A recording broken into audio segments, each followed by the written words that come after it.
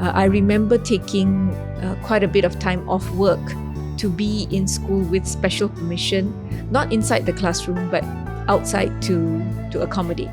Setiap tahun masuk kelas baru, dia memang perlu panjang sikit masa untuk kind of feel and re-establish the routine.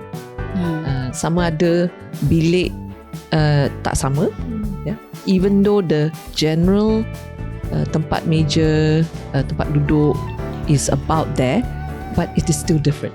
Dulu macam kalau fikirkan anak saya kan, dulu saya ingat kenapa Timur kalau time kita nak pergi holiday, ada peluang nak pergi ke tempat baru and things like that, tiba-tiba like amazing, like wow, good traveller, and I was thinking, oh Alhamdulillah, syukur sangat. And yes, I am still syukur even though I have learned this, but actually what it is that bila pergi ke satu situasi yang memang sangat berbeza, itulah perubahan yang lebih mudah diterima kadang-kadang oleh kita, oleh anak kita, oleh kita and things like that. Dari segi executive functioning kan, kita mulakan sebelum pergi ke sekolah, di mana apabila anak bangun pagi, berapa lama masa yang diambil untuk menyiapkan mereka. Hai, salam sejahtera. Selamat datang ke episod ke-46 Kita Family Podcast. Di podcast ini, kami akan membincangkan perihal yang berkaitan dengan makna serta kepentingan hidup bermasyarakat, menghargai keunikan serta kepelbagaian sesama kita dan meraihkan masyarakat yang berbilang agama, kaum, kepercayaan, rupa dan juga keupayaan. Kita menghargai hidup secara inklusif yang mengambil kira keperluan segenap lapisan masyarakat, terutamanya bagi mereka yang kurang atau berkelainan upaya. Wow, so hari ni kami ada full quorum. Yay! Kami berlima hari ni. So saya Desiree akan jadi moderator anda pada hari ini. Di sebelah kanan saya Nori. Assalamualaikum, hi. Next to her kakak SK. Apa khabar? Di kanan sekali Anit. Hello. Dan dari Kota Kinabalu, Sabah, Didi. Assalamualaikum, salam sejahtera.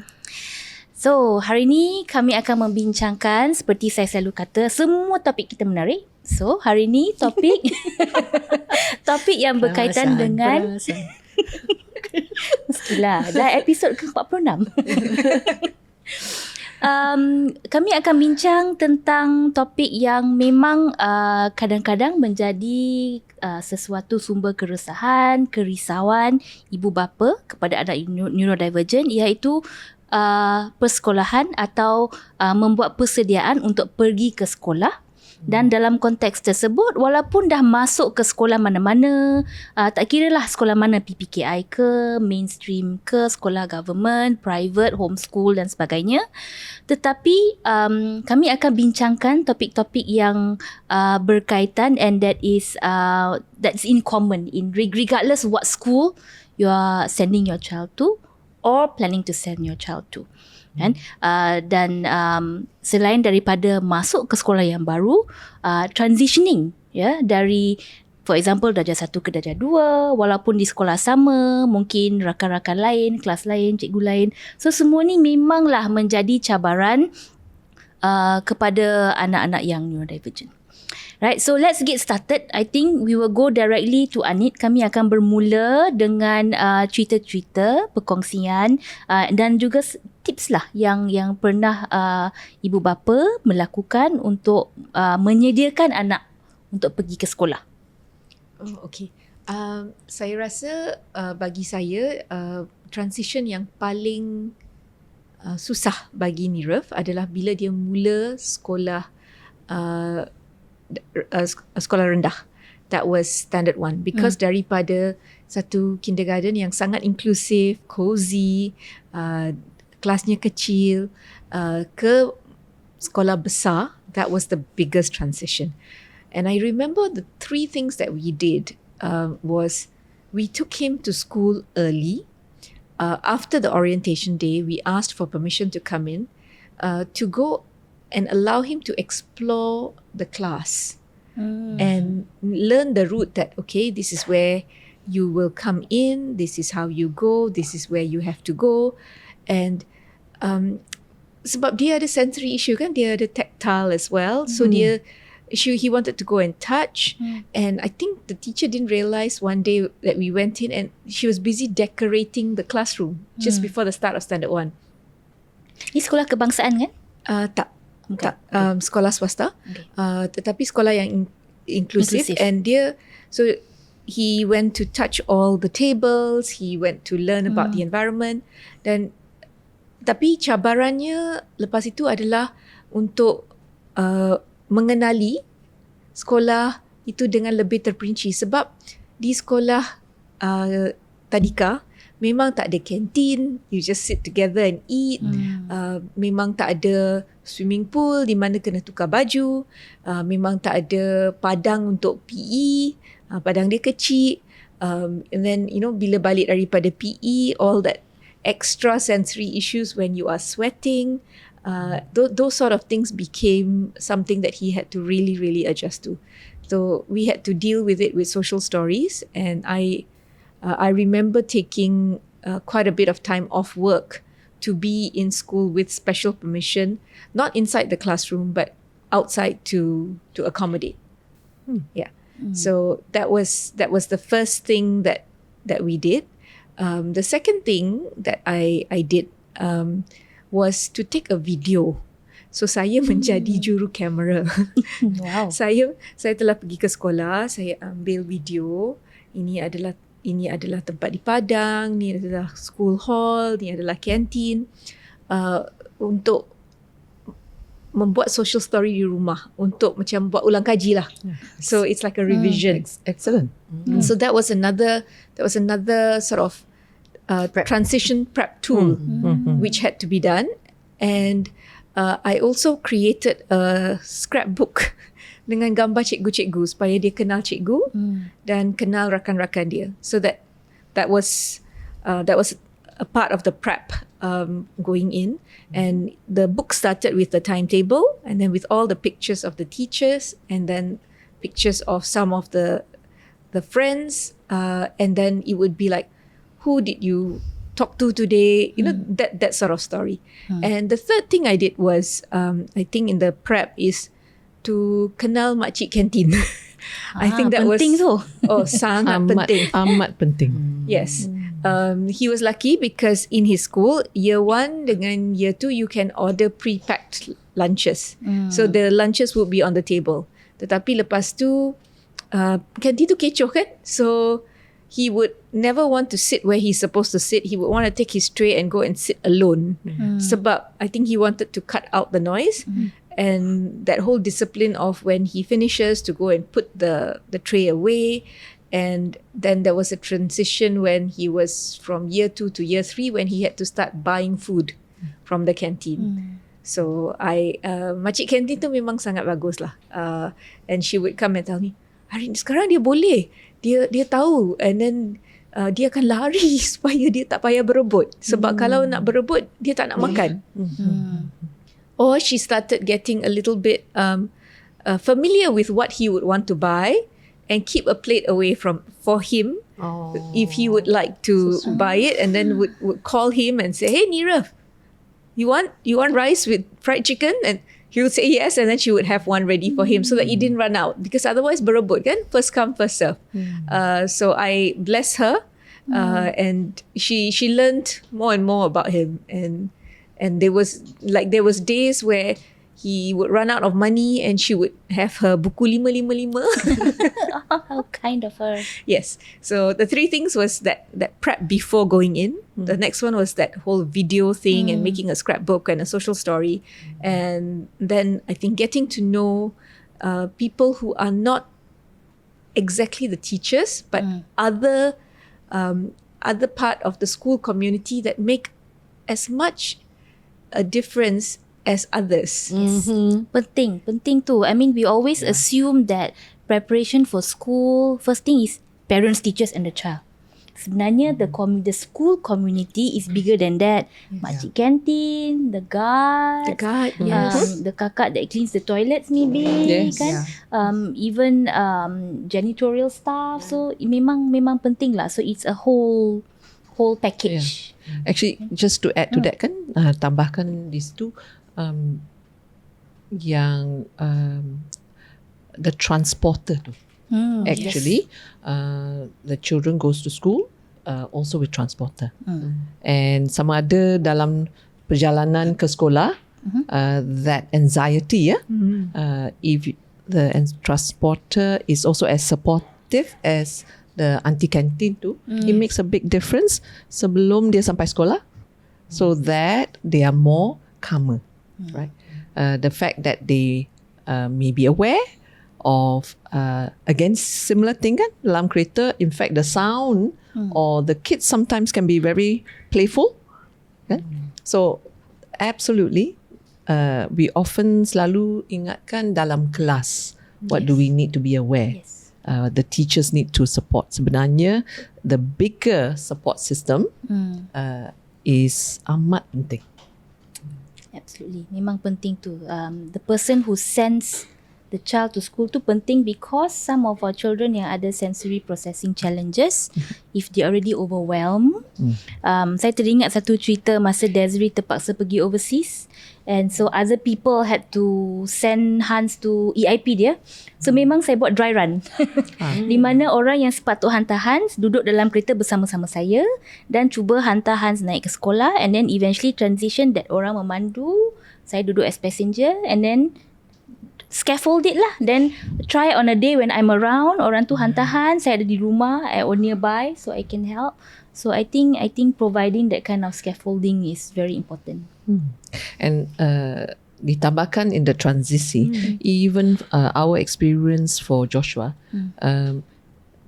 setiap tahun masuk kelas baru, dia memang perlu panjang sikit masa untuk kind of feel and re-establish the routine.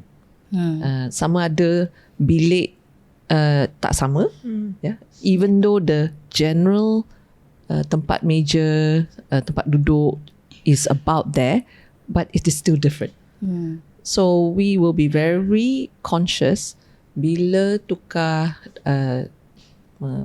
the class tu, to give him more time.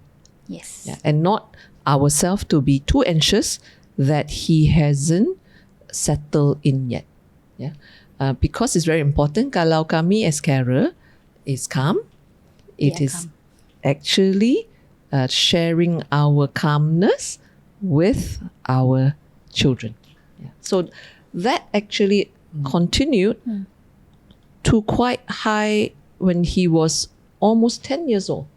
And considering Joshua has received a lot of intervention and preparation, that is for Joshua that natural time he needed. And when I was trying to learn from other parents, some children may take up to 6 months. So for the children, for the cikgu-cikgu sekalian, ibu bapa, our children may need a longer time. They will get there. It's a very important reminder. Transition ni, there's no time limit, there's no expiry date. Yes, and I think with this transition, saya memang ingat, he developed a routine of how he would get from the time he's dropped off to his class.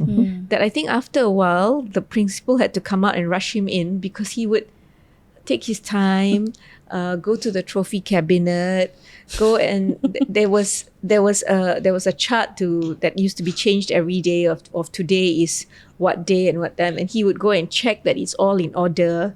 He established that routine himself for himself, and I think it was, now that I think back, I used to wonder, why is he doing all this and taking his time and dawdling to class? You know, when other kids are just dropped off and they run into class, right? Or they walk directly to class.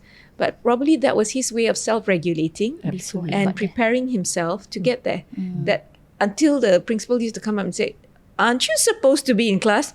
Then, Yeah. he would potter off. Yeah. But otherwise, he would dawdle.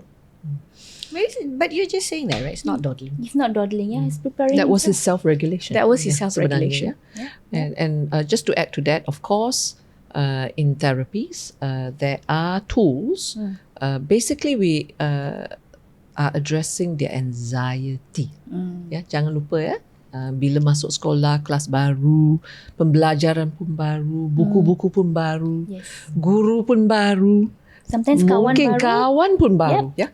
So if we look at all the new things that happens in the new school year, memang banyak yang perlu to accommodate.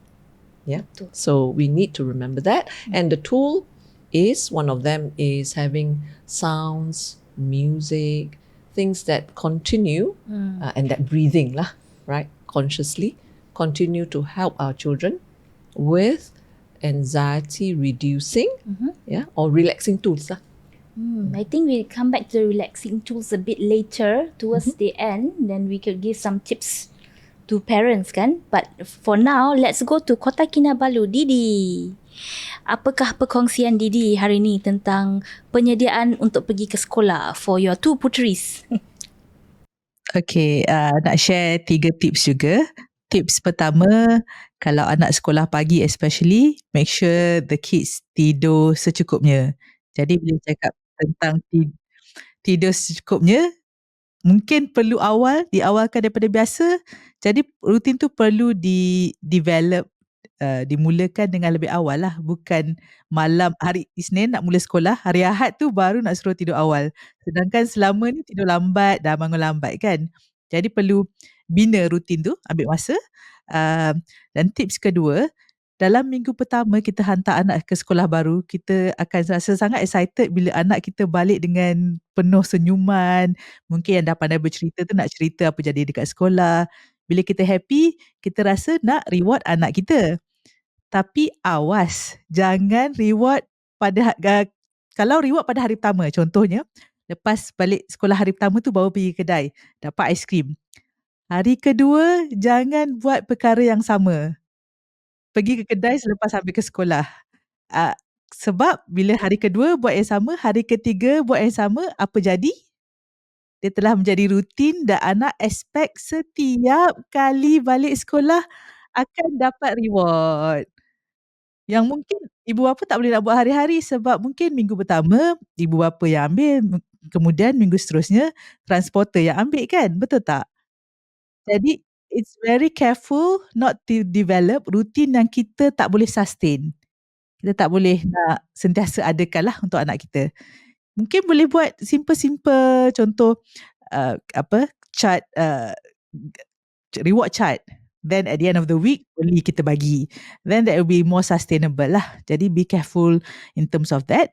And also, yang ketiga, selain daripada kita mengenali cikgu-cikgu, kita cuba dapatkan nombor. Tapi saya faham setengah sekolah mungkin mereka akan masukkan dalam WhatsApp group dan bukan nombor semua cikgu kita akan dapat. Mungkin sesetengah sahaja.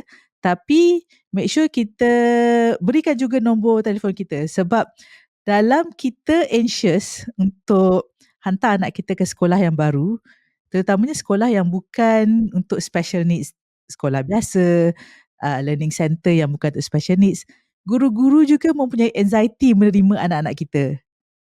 Jadi kita perlu memberikan keyakinan kepada mereka yang kita available untuk dihubungi, especially pada minggu pertama. Anytime the teacher can call us dan kita akan bantu sekiranya perlu. Tidaklah kita menganggap dah hantar ke sekolah, apa-apa jadi, cikgu perlu selesaikan apa masalah sekalipun. Saya tak kira sekolah habis pukul 3 petang, hanya pukul 3 petang saya boleh ambil anak saya. Bukan macam tu. So those are tips yang saya rasa sampai sekarang pun kami buat lah. Bila every time the girls tukar sekolah baru kan, dapatkan nombor telefon dan selalunya pada hari pertama, saya pun of course akan ada anxiety. Even anak dah umur 15 tahun, dah umur 13 tahun, hari pertama sekolah mesti rasa anxious. Dan saya mendapat sokongan daripada suami di mana ada ketikanya dia akan ambil cuti untuk teman saya sebab saya anxious sangat. Jadi dia membantulah bila ibu tak terlalu resah, ibu mendapat sokongan dan anak-anak kita pun tak terjejas dengan rubbing off our anxiety lah bila hantar anak, sebab anak-anak pun of course they have their own anxiety. Kalau kita tambah dengan anxiety kita, dia tak membantulah. Good ones, Didi, especially the anxiety bit. Sometimes tak teringat pula cikgu pun anxious. I think walaupun cikgu yang berpengalaman dengan anak-anak neurodivergent, still there will be some kind of anxiety if it's a new student, kan? So I think that anxiousness tu memanglah we have to keep in mind. Yes. And I think cikgu pun ada a lot of administrative work kan dalam minggu pertama. Betul. Yeah, so bukannya mereka dapat mengenali kanak-kanak, tapi mereka perlu buat banyak-banyak kerja pentadbiran. So betul, we have to be a bit mindful of that during the first week of school. So now, jom kita bertanya dengan Nori. Apakah tips-tips pendapat, whatever you want to share on this bit? I think bagi saya, mungkin saya akan kongsi sesuatu yang saya agak baru belajar sebenarnya. So masa Desiree memperkenalkan episod kali ni, kita sekarang ni banyak menceritakan tentang transition, right? Transition ni ada transition besar, tapi kita jangan lupa untuk memikirkan transition sehari-harian. Like ada kakak tadi sebut macam kalau nak kena tukar kelas, kalau kata tukar mata pelajaran, mungkin daripada bilik darjah kena pergi lab, you know, things like that. Ataupun tak tahulah, mungkin bergantung pada sekolah, situasi nak kena tukar baju and things like that, you know, berkaitan nak tukar baju, and then you know sama ada dalam jadual sekolah ataupun untuk you know koko activities lepas sekolah and things like that. And one of the things that I learned that is I find is very interesting related to the neurodivergent brain is that kadang-kala perubahan yang besar lebih senang untuk diterima berbanding dengan perubahan dalam satu konteks yang memang telah kita kenal lama. So sebagai contoh, macam pergi ke sekolah baru, mungkin akan ada cabaran tertentu because of course tempat yang kita tak kenal, tapi sebab belum ada expectation. So bila belum ada expectation, I think the human brain, neurodivergent ke tak neurodivergent, sometimes lebih terbuka, ataupun dia belum jadi terlalu fokus kepada something, yeah, you know, not fixated on something and all that, and it is helpful because dulu macam kalau fikirkan anak saya kan, dulu saya ingat kenapa Timur kalau time kita nak pergi holiday, you know, ada peluang nak pergi ke tempat baru and things like that, tiba-tiba like amazing, you know, like wow, good traveller, and you know, I was thinking, oh alhamdulillah, syukur sangat. And yes, I am still syukur even though I have learned this, but actually what it is that bila pergi ke satu situasi yang memang sangat berbeza, itulah perubahan yang lebih mudah diterima kadang-kala oleh kita, oleh anak kita, oleh kita and things like that. So sometimes the harder transition is like dari tahun, you know, mungkin tahun 2 naik ke tahun 3, right? Ataupun maybe terpaksa tukar cikgu, ataupun substitute teacher, cikgu ganti, right? So guru ganti, cikgu pergi kursus, you know, whatever, that kind of thing.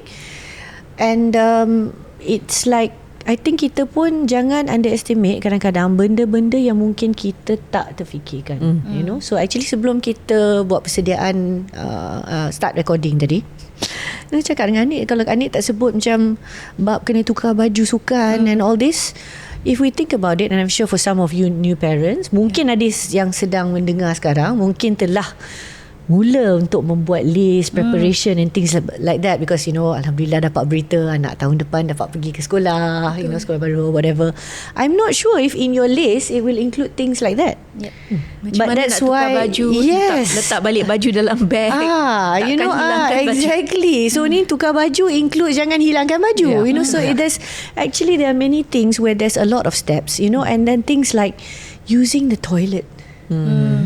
Using the toilet, the toilet punya environment or things is like change, and if you go to a toilet, there's toilet cangkung, there's not a toilet, banyak benda yang mungkin kita kena fikirkan. So I not to say, saya tak sebut benda ni untuk buatkan siapa-siapa mungkin terasa dia sendiri pun akan tambah cemas, so you feel too overwhelmed. No, but that's why it's important to have this kind of discussion. So kalau bila kita buat perkongsian seperti dalam podcast kita ataupun jumpa dengan parents lain, so some of the prep is to get to know the school and the routines more. And there's only certain things that you don't know until you're there, ataupun you have to ask parents yang lain. Mungkin cikgu akan bagi sekolah dan cikgu akan memberi kita maklumat yang secukupnya, tapi orang yang mengalami rutin sehari-harian, hidup dan budaya dekat sekolah tertentu akan ada maklumat yang biasanya kita tak akan dapat dari sekolah. Betul. So it's School things mums like are the bomb. School mums again, talking to other mums, and then macam expectation, how kids behave with each other, semua tu kita tak tahu kan, until we are there. So I think there's no such thing as over prep. Betul. So as you heard from Desiree tadi, ini untuk persiapan kerana Desiree yang tak dapat hantar Hans ke sekolah. Dan dia buat betul-betul langkah demi langkah.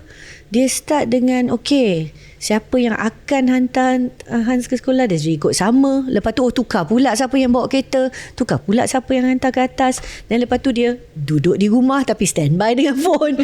So it sounds like a lot, right? But all this prep, it will pay off. Definitely. It will pay off. It really will. It's really so helpful. And I tell you, I think maybe for some of you yang dengar ni, yang mungkin not necessarily the prep is directly under you for neurodivergent, I'll tell you that some of these things that we can do will take away anxiety for your neurotypical children or any of your family members.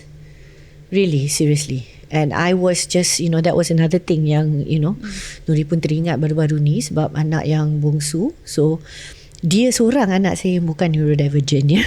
So dia yang nombor 3 tu, dia kira minority sebab dia typical dia. Buat masa ni lah kita belum tak ada apa-apa yang kita belajar tentang rave buat masa ni. Tapi hari tu dia masuki pertandingan yang pertama di tempat yang baru, and so hari pendaftaran and all that, saya pergilah juga pada hari sebelumnya sebab kita dah biasa buat persiapan untuk semua anak kita. So takkanlah untuk lah sebab ada seorang ni yang mungkin lebih okay or whatever. Kalau saya ada masa, mungkin saya akan buat juga persiapan untuk dia. Sebab Ricky the venue. Yes, siapa-siapa akan menghargai, they will appreciate, And actually after taking the videos, explain macam mana nak masuk or whatever nanti untuk hari yang sebenarnya, yang perlukan maklumat tu semua tu bukan anak saya, bapa dia. So it was something that Papa needed. Needed is maybe too much to say lah, but I think he appreciated. Yes, he appreciated. But it tends to happen. Appreciated because like daripada parking nak masuk ke dalam dewan tu, wah. Kira daripada parking tu kita tak masuk ke dalam bangunan dan terus ke dewan. Daripada parking tu macam sungguh pun papan tanda tu ada menyebut sini arena whatever.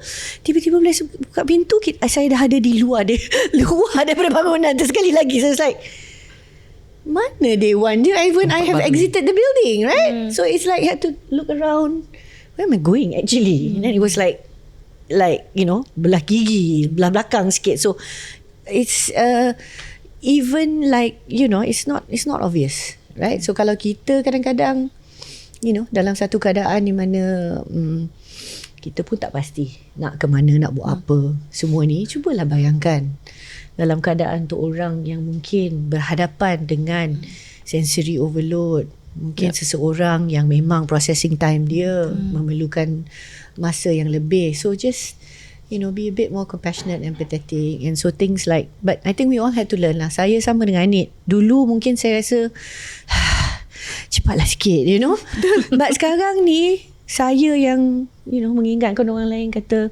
tak apa, bagi dia masa. Yeah, and it's become second nature. Yeah, dulu kita tak faham. Yeah, and we've seen it work. It took us some time, tapi kalau you make the effort tu memang berbaloi lah.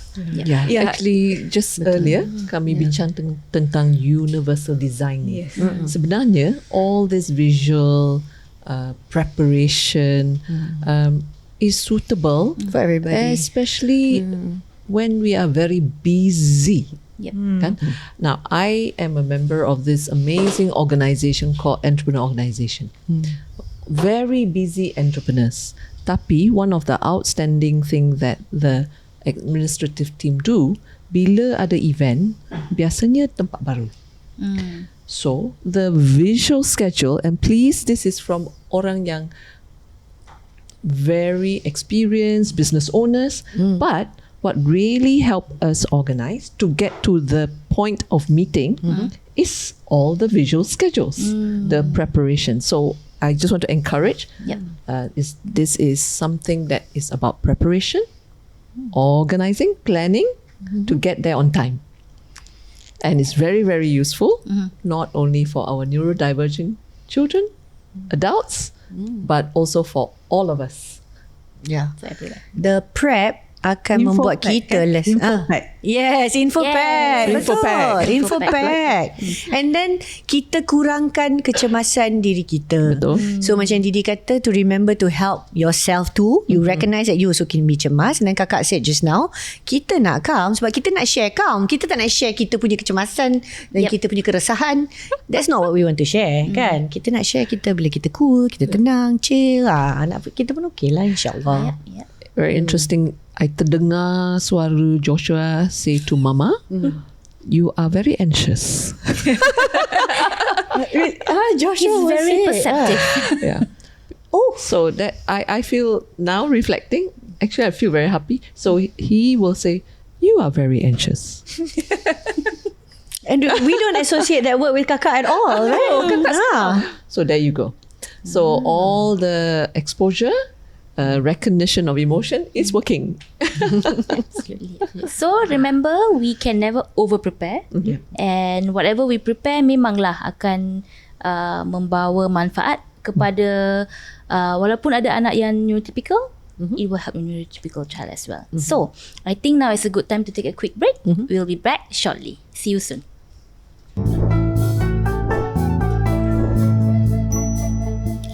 Hai, selamat kembali ke episod ke-46 Kita Family Podcast. Hari ini kami membincangkan tentang persediaan pergi ke sekolah dan juga transisi dalam persekolahan, sama ada pergi ke darjah lain, tingkatan lain, sekolah lain dan sebagainya. So banyak sebenarnya kita telah kupas tadi, from mengenali makcik kantin, anxiety, changing for PE, kan, rewards, is it for the sake of rewarding, kan, is it turning into a routine, dan of course like what Nori said, you can never over prepare, kan. So jom kita teruskan lagi perbincangan ni.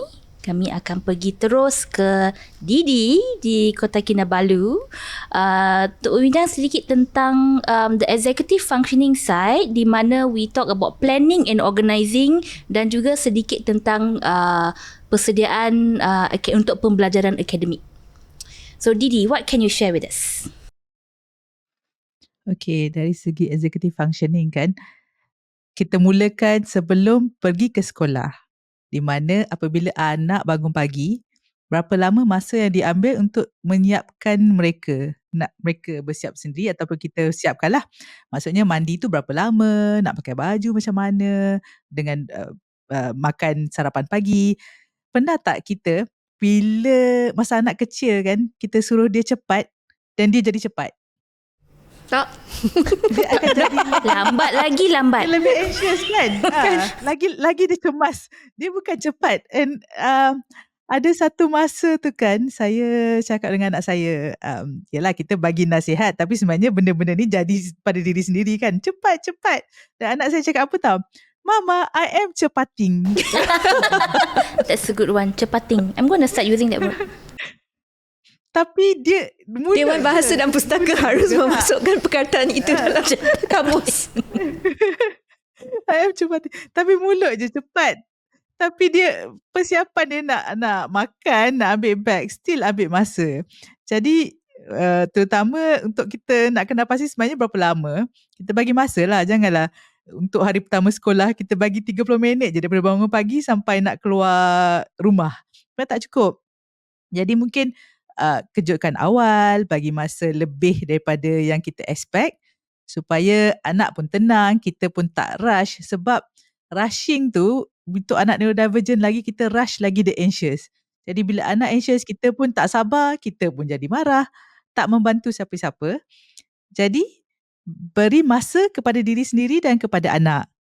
Dan don't rush, jangan cepatlah, tak membantu. Dia tak ada, it's not a magic word. Cepat is not a magic word for neurodivergent kids. Saya sangat setuju. Kan? Dia tak adanya bila cepat tu akan cepat. I think bila dah besar sikit barulah bila cepat tu nampaklah that they physically do things faster.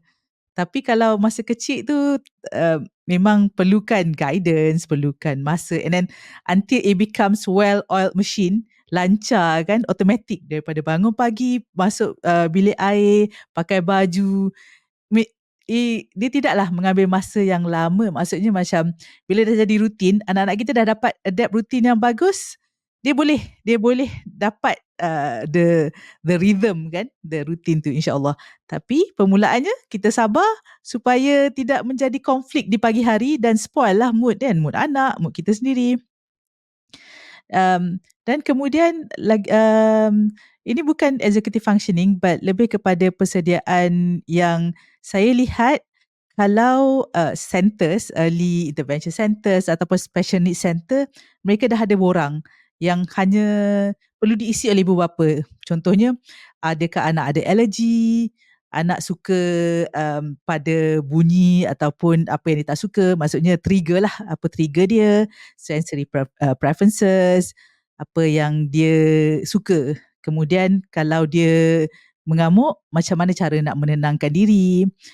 Kemudian ada juga dalam borang, macam anak saya akan masuk ke sekolah baru tahun depan, ada satu borang yang tulis, dia tanya, adakah anak suka duduk bersendirian? So it's all this information yang boleh membantu guru lah, sebab bila pergi ke sekolah tu kita bercakap tentang kurang-kurang 3 jam dan selalunya lebih lah, hingga ke 5-6 jam kan, satu masa yang panjang. Jadi banyak information yang diperlukan oleh guru untuk mengenali anak-anak kita. Jadi untuk sekolah-sekolah yang tidak menyediakan borang seperti itu, kita boleh menyediakan profil lah anak kita. Apa information tentang anak kita, nama, memang nama tu ada dalam borang, tapi apa nama panggilan, maksudnya nama yang anak kita respond to. Betul tak? Oh yes. Sebab ada nama. Memanglah I ketawa nama anak I panjang semacam kan. Orang lain dah habis exam, dia tengah tulis nama. So, sorry kids. I have to think. So that's interesting, Didi. So sekolah yang for example tak ada borang sebegini, and I know I do this, so I just want to throw it out. Memang bergunalah kalau kita share report dari OT, speech therapist, or the previous IEP kan. So I think this is where we again become the case manager.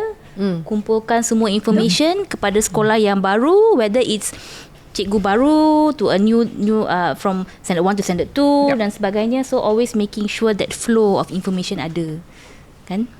So well, two things. One, bila kita dah sebut pasal executive functioning, I sendiri boleh rasa kecemasan. Kalau perasan siapa-siapa boleh tengok kat YouTube, kalau ternampak sekarang boleh nampak I am the one who is swaying because my body automatically attempted to self-regulate. I have some executive functioning issues. Sequencing is very difficult for me. So I memang sangat bersimpati lah dengan sesiapa apa yang kena go through this and all the cepat-cepat and things like that. So that was one. And the other thing was I was thinking this information, memang maklumat ni I think that I would like to think lah that cikgu-cikgu zaman sekarang ni, cikgu dari sekolah mana pun, biarpun sekolah kebangsaan ataupun sekolah swasta, mereka memang nak mengenali anak kita. Betul. Right? And then kalau kita sanggup untuk berkongsi maklumat or whatever, I think most of the time I would like to think that they welcome it lah. That they welcome it. So masa anak saya yang sulung tukar sekolah, bukan saja kita macam siapkan macam profile or something simple. And by the way, anak sulung at this point in time tak ada diagnosis apa-apa ya. But because it was sekolah baru, and then kerana pengalaman saya dengan pengalaman kami dengan adik dia yang the one who's autistic, right, for Timur, kita dah biasa fikirkan benda macam tu. Like apakah mungkin yang akan dapat membantu anak kita settle into school, which is mungkin sekolah akan lebih mengenali dia lah. So the other thing that he ended up doing, and it was one of those things where mak bapak likes the kids to do extra practice for something kan. Dia sendiri tulis tentang diri dia. So I said, why don't you tell the school what you want the school to know about you? So untuk anak yang maybe boleh ada kebolehan untuk buat macam tu. Jadi bukan mak bapak je yang ambil pendirian untuk kata ni. So it's a bit, I suppose maybe the early stages of self advocacy. Betul. Right? Untuk maknanya dia sanggup untuk tahankan diri dia. Dia tahu macam mana nak meminta keperluan bagi diri sendiri ataupun untuk hak diri sendiri, things like that. So saya ingat lagi dia sendiri yang tulis cerita tentang diri dia dan apa yang dia hendak sekolah baru, cikgu semua kenali dan faham tentang diri dia. So that I thought was like kind of like a cool exercise to do. So you get your kid involved in the process lah. I think kerap kali kita ni, especially mak bapak kepada neurodivergent, kita dah biasa dalam mood membantu. Kita biasa sangat membuat segala-galanya. That kita kadang-kadang yang terlupa anak kita boleh berdikari. Betul. Itu satu. Dan keduanya, kadang-kadang kita nak buat sebab lagi cepat. Yes. Betul. Lagi mudah. Lagi cepat, lagi mudah. Tapi kalau kita ambil pendirian macam tu, sampai bila-bila anak kita tak akan tahu macam mana nak buat something lah. Sebab kita je yang buat kan. So sometimes you have to do that painful thing.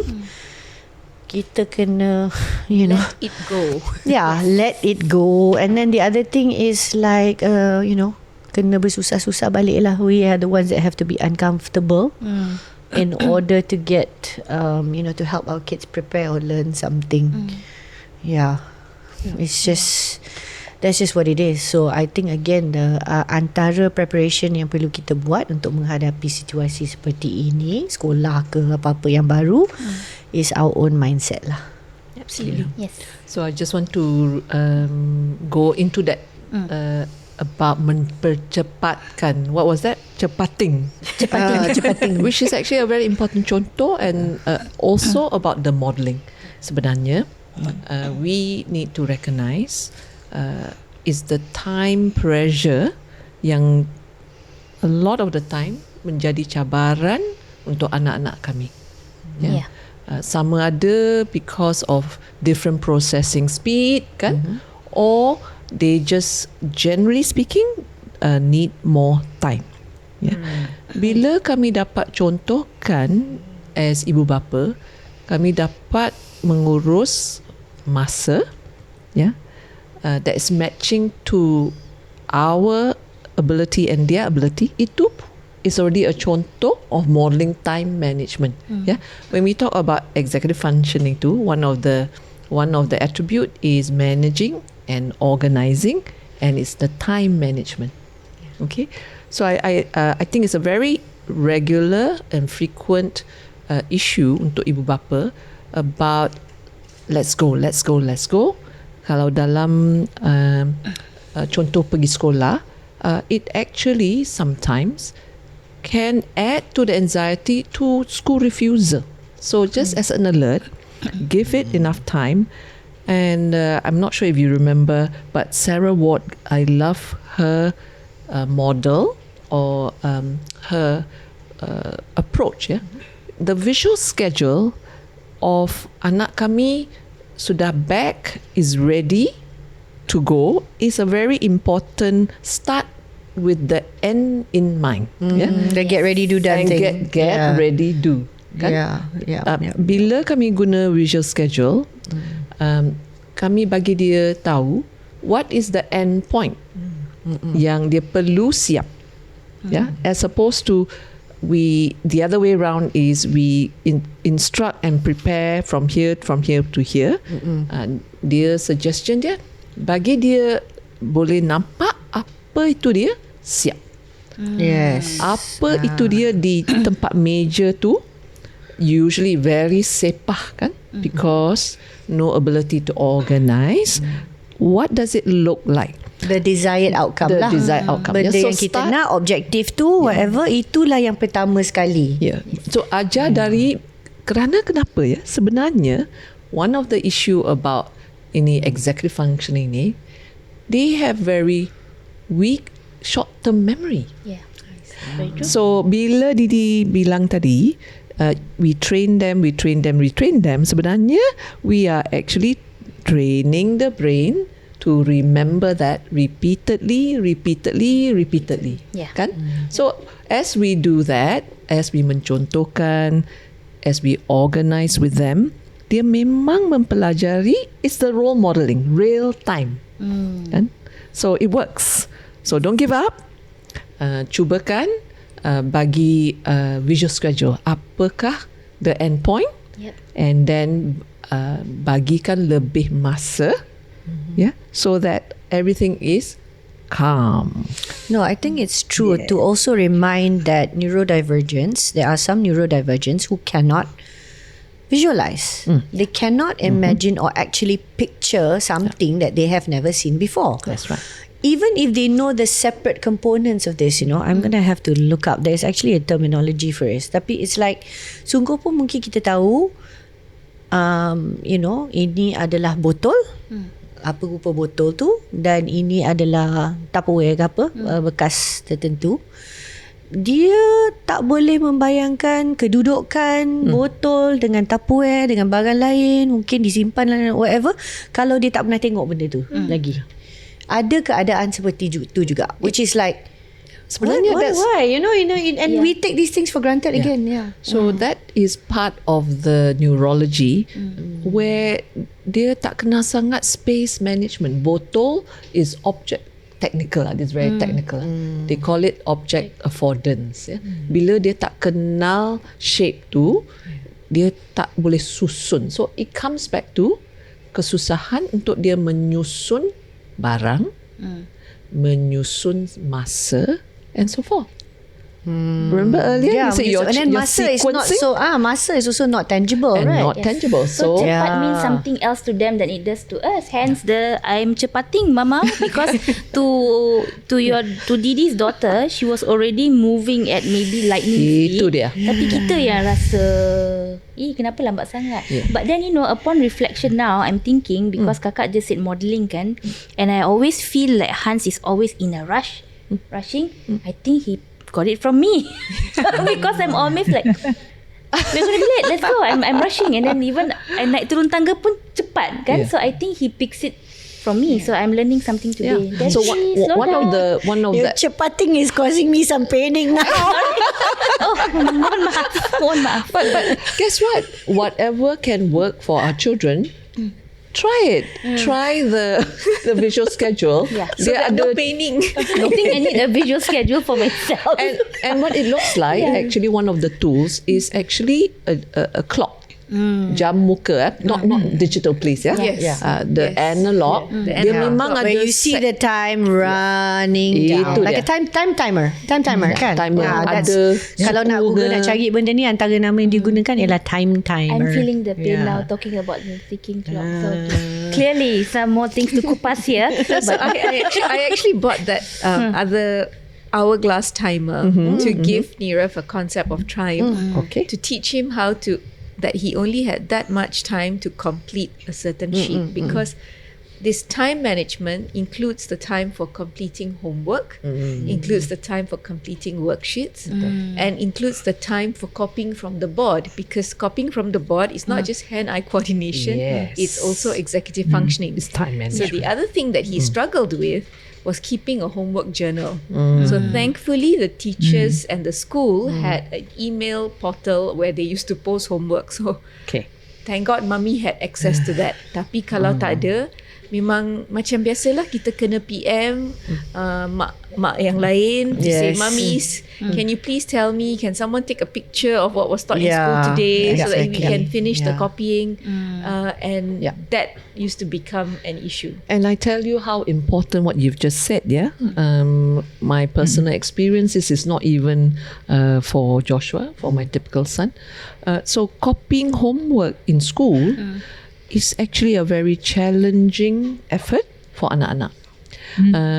And when they fail to copy, what happens? Lepas tu, dia tak habiskan homework kan? There's nothing for them to hand up because they have not copied it correctly. So these type of organizing skill, what you have described, is part of our support or preparing with anak-anak kami about what is expected when they go to school. Ada homework, macam mana nak copy homework also is a learn routine. Kan? And the other thing kakak that he struggled with was transition. Kalau dia tengah copy, cikgu Cikgu dah padam. cikgu dah padam. So dia akan memang rasa kecil hati. Yeah. Then next thing is dia tengah buat kerja tu, and then cikgu next subject masuk. So dia kena cepat-cepat tukar buku. That transition also was something that was a struggle initially. Tetapi it slowly got better sebab dia kena ambilkan buku tu, keluar pergi locker, letak dalam locker, keluarkan buku subjek yang satu lagi. And that was also a part of executive functioning, because then they are trying to re-regulate their brain to say, now it's no longer science and now it's time for English. That process was also something that they struggled with. And I remember dia selalu hilang barang sebab nak cepat kan. And then especially when the bell rings and boleh balik, masa tu cepating itu very natural. Cepating is natural. Motivasi yang itu tinggi. Boleh balik. Masa tu actually is what we term already at the fight, fright and free stage. Dia memang nak larikan diri. Nak larikan diri. Actually we need to be very, very conscious bila our kids start to mencepatkan too much. They are trying to run away from the stress of the environment. Yeah, but homework copying is a very key part. I'm so glad you brought it up because it's not so obvious. But it's actually part of the problem bila anak kami tak dapat paskan homework. Sebab dia tak tahu apa homework. Kalau dia tak tahu, tulis atau tak ingat. So dia tak boleh buat. Susah diurus ya. So urusan the sequencing again, the organizing, the timing, this gets more complex bila dia naik darjah. Correct? Lebih tinggi. Kerana the number of what do you call it, pelajaran pun increase, meningkat. The hours. Then the complexity of the learning of each subject pun meningkat. That's why many who initially may need a little support becomes heavier support needs. So ingatkan ya, as dia naik, bukan transisi alone, the sustained stress is what we constantly need to be aware. Okay, so I'm going to jump in here and ask Anit to share about her timetable tip. And of course, before we close off later, I think I'm going to invite kakak to share one breathing technique because we talk a lot about anxiety kan hari ni. So I think we also need to calm down, me especially. So Anit, over to you. So I think because my neurodivergent child was my eldest, this is a tip that I now find my typical children doing. Because saya akan ambil timetable dan saya akan colour code. Saya akan, let's say, red for English, blue for BM, green for maths. Sebab kadang-kadang as visual integration is more acute for neurodivergence, instead of looking at a timetable with words, if they see a colour, they know what is the next next one. And after a while, they have a picture in their mind. So they look at it and they know tap, tap, tap, tap, tap, right? So I remember printing a timetable for his homework journal, printing a timetable for the bedroom, and another timetable where he used to keep his books, so that after a while we had to transition to teach him how to pack his school bag. Sebab as Nori said, mula-mula kita buatkan lah. A to Z kita buat. Sharpen pencil pun kita buat. Sharpen colour pencil pun. Kalau dah hilang apa-apa, kita yang check. Dalam pencil box dia, tak cukup ruler, tak cukup ni. Okay, pergi ganti. After a while, you have to teach them to do it on their own. Buat hari-hari ke? Sorry, checking the pencil case. Hari-hari ke? I think mula-mula tu memang ada lah. Okay. And then kan kita kena label juga. Sebab hari ini dia akan balik dengan 3 pensel. Esok mungkin 1. Hari yang kedua selepas tu mungkin tak ada pensel atau ada 5 pensel dan mungkin kepunyaan orang lain juga. Betul. Okay, that's normal school issues. So with all that, there was a sequencing that they would know how to then pack their bag, and that similar thing would be on the way to school. Sometimes the conversation used to be, oh, what subjects do you think is on today? And after a while, in that conversation, you realize that the child already knows because week after week, it is the same timetable. Yeah. So it's about giving them with slow practice, as Nori says. And also I think on the subject of timetable, tapi mungkin kita boleh extend to benda-benda lain juga. It's okay kalau nak buat versi kita sendiri supaya anak kita mudah faham. So that's exactly what I think what you did. Timetable di mana jadual yang diberi ataupun versi yang rasmi is just perkataan saja, nama-nama mata pelajaran and all that, and you chose to add the colour coding, right? You can change the way the whole jadual looks like if it helps your child. Exactly. You know, and I don't think that will be a problem for the school or teacher as well. And then some people might say, oh, I like this version better, why don't you share it, you know, things. So kadang-kadang ada benda yang kita buat bukan saja dapat membantu anak kita, tapi akan diterima sebagai satu, you know, langkah yang membantu, or you know, things like that. Tetapi I kena caution juga, especially sekolah, dia akan start with one timetable, tapi dalam masa 2-3 minggu timetable tu akan tukar. So for the first month it might be like that. There's a lot of changes, so you have to be prepared. You have to be prepared to let the kids deal with those small changes, as Nori says, which are more difficult than the bigger issues. They may get used to the routine of bangun pagi, mandi, nak pack buku and all that. Then I just thought it was this way. I just thought swimming was on a Tuesday and PE was on a Thursday, and now it is on a Wednesday and on a Friday. So things like that become a little bit more challenging.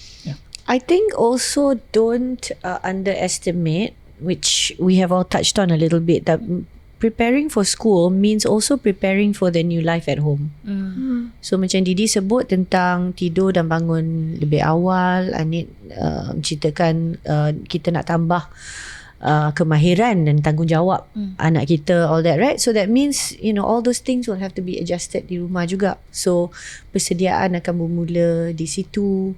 So many things, you know, to maybe practice. So it's it can be life changing. Yes. Yeah, actually. And as kakak said to us, kalau there's allergies, you have to have extra prep as a mum in terms of school meals. And meals, and packed lunches. Exactly. Indeed, betul juga. So in our experience originally, like you described too, masa makan in kindergarten and lower primary school, makan di sekolah swasta memang dalam bilik sekolah.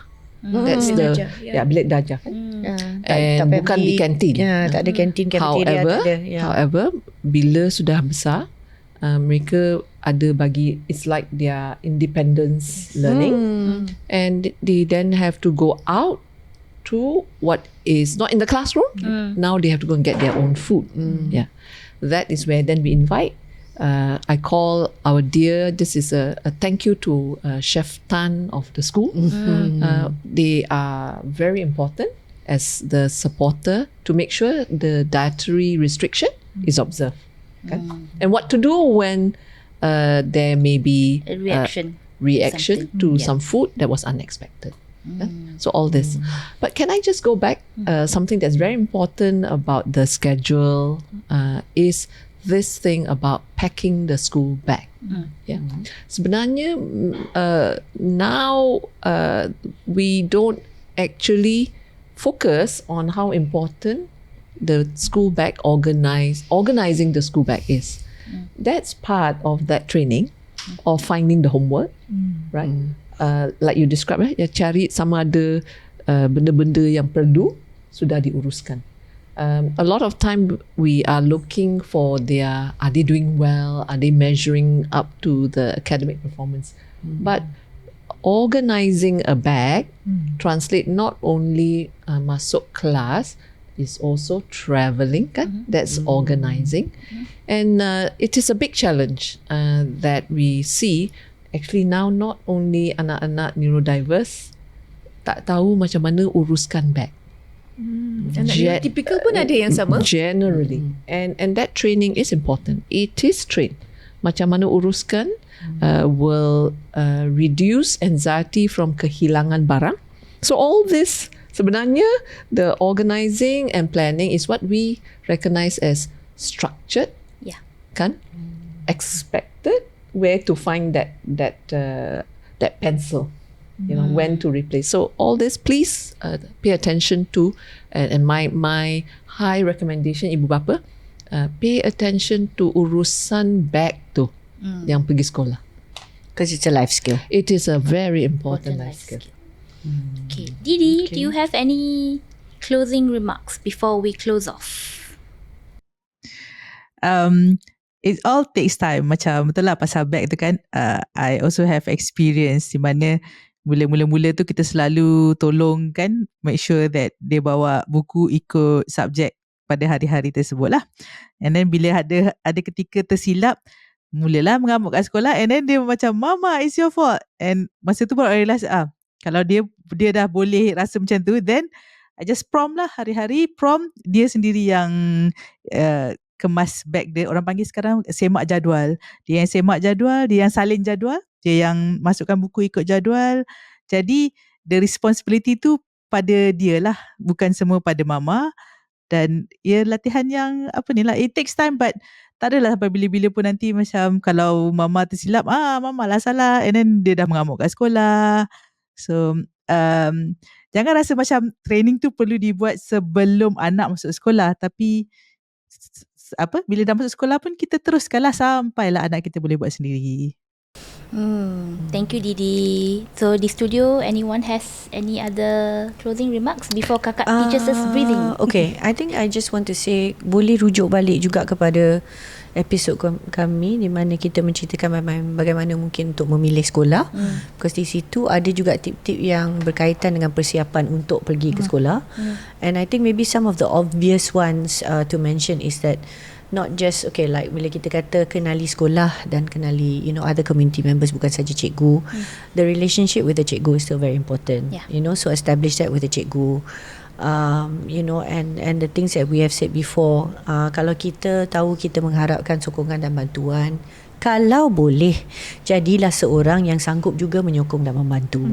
So kalau ada peluang untuk aktif dalam PIBG, something lah, bukan kita kata terus-terus nak dapat jawatan dan lepas tu banyak pula tanggungjawab or something like that, tapi kalau ada peluang untuk membantu di bilik darjah, kelas, whatever, cikgu kata kami memerlukan parents, whatever, so sedikit banyak buatlah. So because kita dapat berkenalan and then, so you get to know your teacher, you get to know other parents, so incredibly helpful.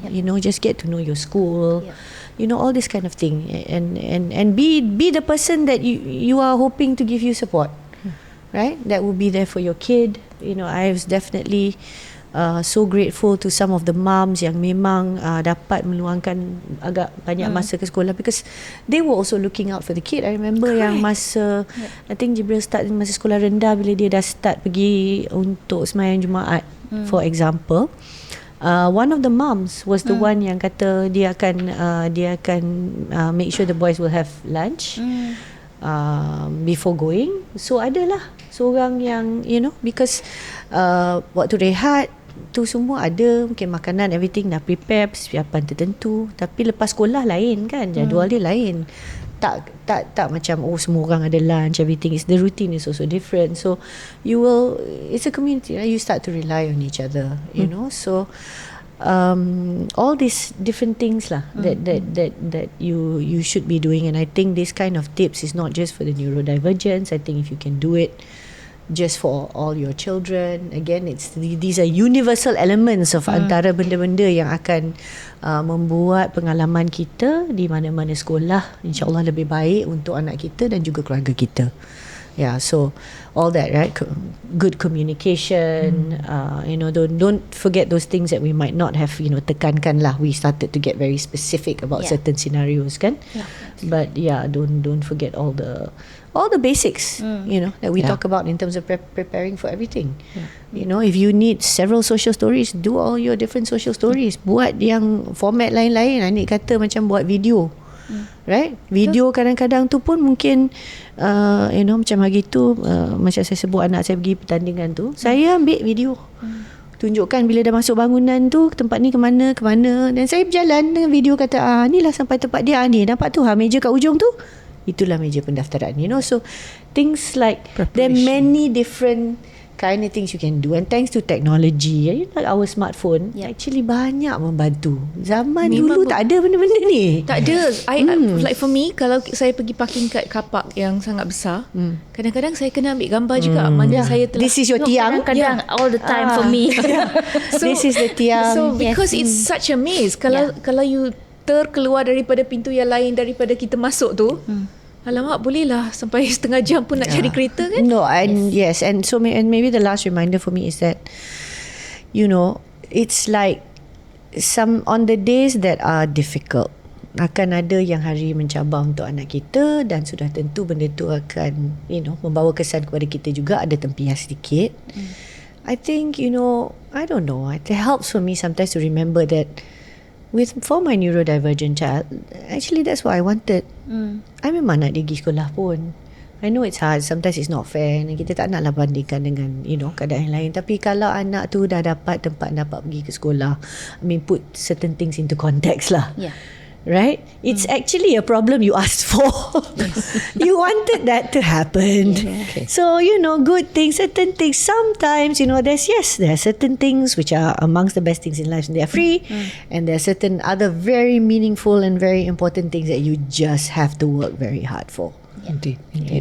There's one word as we've been bincang ni, macam for the younger kids, sebenarnya as an alert for the individual yang masuk college dan masuk universiti ni, ramai yang tercicir kali pertama bila dia masuk universiti, kerana dia tak dapat urusan masa, planning, masukkan kerja, projek, because the expectation bila sudah masuk universiti ni, you should be able to manage by yourself. Tapi ada banyak cerita-cerita testimoni dari dewasa, individu yang neurodivergent yang boleh kebolehan akademiknya tinggi. Tapi bila sudah tak ada support ibu bapa ataupun all the support system that we have just spoken about di sekolah, di peringkat sekolah, and the structure of a school, that's right, no scaffolding, independence is required. So the need for parents to train the children as they grow up, for organizing, planning, which all is part of independent life skill. I think the transitioning to higher education thing may warrant a further discussion in a future date. But that was an alert. Yeah. I wanted to make sure as we are discussing what sound like younger children, but it's probably one of the most shocking first time failures for many adults. Who were successful somehow at school, kan? Yes. So the takeaway from that also is mungkin persiapan tu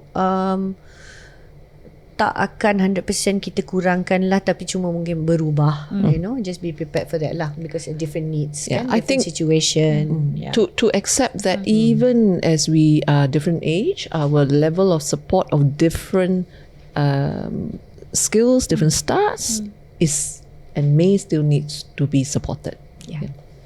Okay, on that note, Kakak, come teach us how to breathe.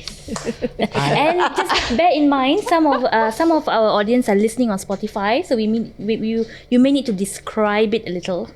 Absolutely. Now, I will say this with one very important lesson I learned from my son Joshua. But let's start the breathing. Then please remind me what Joshua taught me about breathing. Okay. Breathing ni, to me, is one of the best, easiest accessible and boleh buat sendiri, free of charge, but it can also be the hardest. But let's make it easy by understanding why do we say breathing to reduce anxiety. Actually, the technique yang kami perlu is when you breathe out, perlu lebih lama dari when you breathe in. Now, that is the key part of remembering breathing. Kalau you buat yoga, they will show you that if you put your hand first on your tummy, because we want to feel the breathing like a balloon. Okay. If we just take four counts, in, and then 8 counts out, so that makes 12. Betul? Okay. Right. Let's just do that first. Let's breathe in, I will count. Breathe in. Okay. We will feel our tummy. This one I have to think very carefully. When you blow out, what happens to a balloon? When you blow out, the balloon will actually expand. Betul. Go out, expand. And then when you breathe in, the balloon will go Kecut. Yes. So that is also an important action. But let's do the counting because it's easier. Let's breathe in 4 and breathe out 8. Okay. Let's go. Let's 1, masuk, 2, 3, 4. Let's breathe out, 2, 3, 4. Now, if you do that, we count total 12, kan? What happens when you repeat that 12 times? 5 times becomes 60. It's actually 1 minute. So that's a way of knowing whether you're breathing correctly. Let's try that again, Breathe in, 1, 2, 3, 4, and out.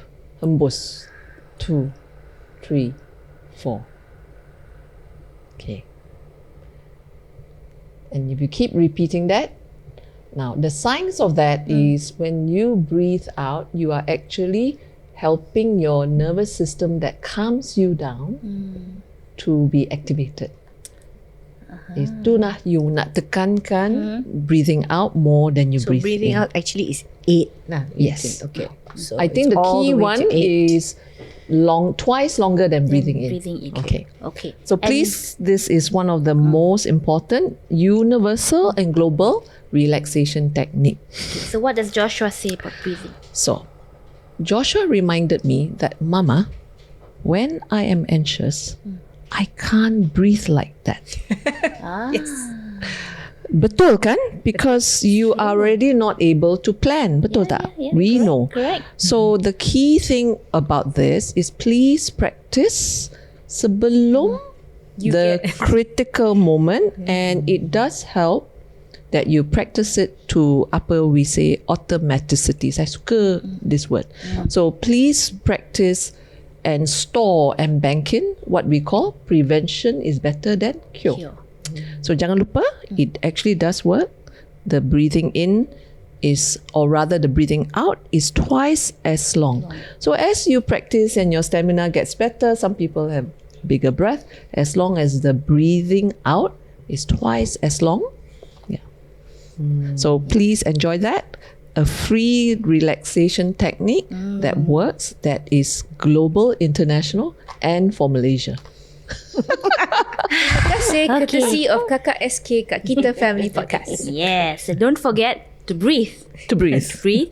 And kita banyak berbincang hari ni. I think kita akan cuba juga maybe compile a sort of a list of our tips dan masukkan dalam Instagram. Jangan lupa follow if you're not following us on Instagram, Facebook and TikTok. And of course, our full episode will be on YouTube and Spotify. And I think the key takeaway here is, I think create your own checklist juga. Yes. Kan sebab there's no one size fits all. Anak-anak kita semua berbeza, dan bila buat checklist untuk anak kita, jangan lupalah buat checklist untuk diri anda sendiri juga, because for people like me, that reduces my anxiety. With the picture of the end in mind. With the picture of the end in mind. Start with the end in mind. Apa yang kita nak? So I can tell you, sebagai mak-mak anak neurodivergent ni, when we see our kids ending a school year, we then get quite emotional because we know the struggle it has been transitioning, and then I think we are anxious about the next transition. So breathe. So breathe. A conclusion today is please breathe, and jangan lupa subscribe and share and like, and send us your comments, send us your tips that you have done with your kids in preparing them for school, and also share with us topics you'd like to hear us talk about, and also questions that you may have. So with that, we are signing off. Episode ke-46 Kita Family Podcast. See you again. Bye. Bye. Bye.